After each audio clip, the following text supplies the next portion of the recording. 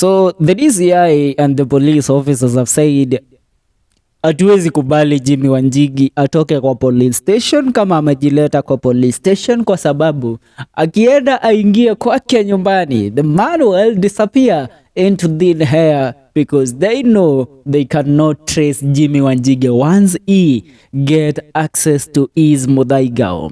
This is the current developing story right now, where Jimmy Wanjigi has published some story on his official Twitter handles informing the public that, you know what, the DCI have illegally arrested me despite numerous court orders barring the same arrest.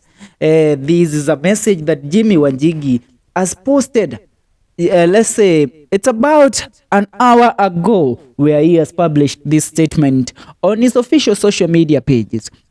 And apart from that, we have also seen Jimmy Wanjigi arguing with the police officers out of the police HQ in Nairobi, which has brought out the question on his arrest. Kumbuka, last week the officers camped at Jimmy Wanjigi for over 12 hours trying to find him, while they tried to break at his home. Wakafanikiwa kuvunja lango la kuingia kwake nyumbani. Now after getting access to Jimmy Wanjigi's home, now they missed the point, wakakosa kumpata pale. Right now the news that we have is that Jimmy Wanjigi has currently been arrested and is being detained by the DCI.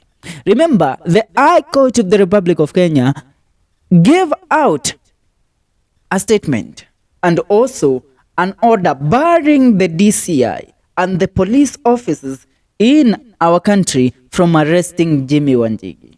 That's why Jimmy Wanjigi is saying that the DCI have illegally arrested him despite the numerous court orders barring the same arrest of him.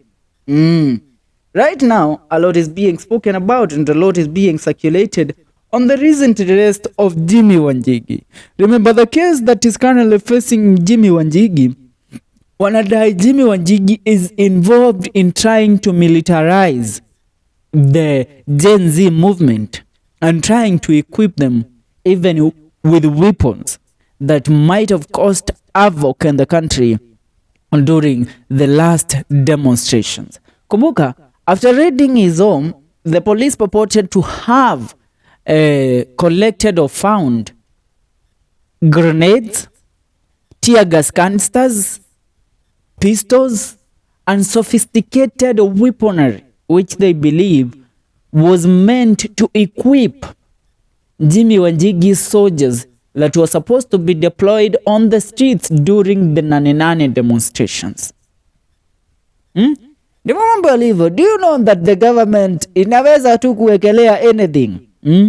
As of right now, mzee Jimmy Wanjigi anakanyangishwa vidole pale kwa GCI as a suspect that he is. Anapigwa picha zile za criminals, wale watera. But by the way, sometimes you look at the Republic and you wonder, why shouldn't they use official channels?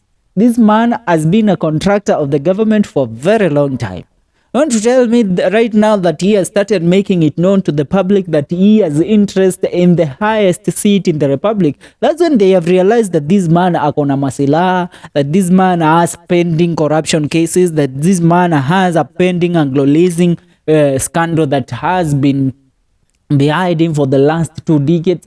You know, the typical Ruto shenanigans, the typical Ruto politics is something that we all should not buy. And I tell you, this is not a move that is being made by Ruto. I tell you, the man behind this arrest is none other than the guy you know him as the Punisher. I will call him the Punisher because he punishes those that dare try to interfere with President William Ruto's presidency. And that is none other than Farouk Kibet. Farouk Kibet is behind this arrest. That one is something that we can't take out of the blue. As of right now, we are waiting to see what will unfold after this arrest, because Jimmy claims that this is unlawful. Even the High Court has barred the police officers and the DCI from arresting Jimmy Wanjigi. So we are wondering, Where are we heading as a country if the police that are supposed to implement the constitution of the Republic of Kenya cannot respect it? Hata kama watu wako na makosa, we don't refute that, but the constitution must be followed to the letter.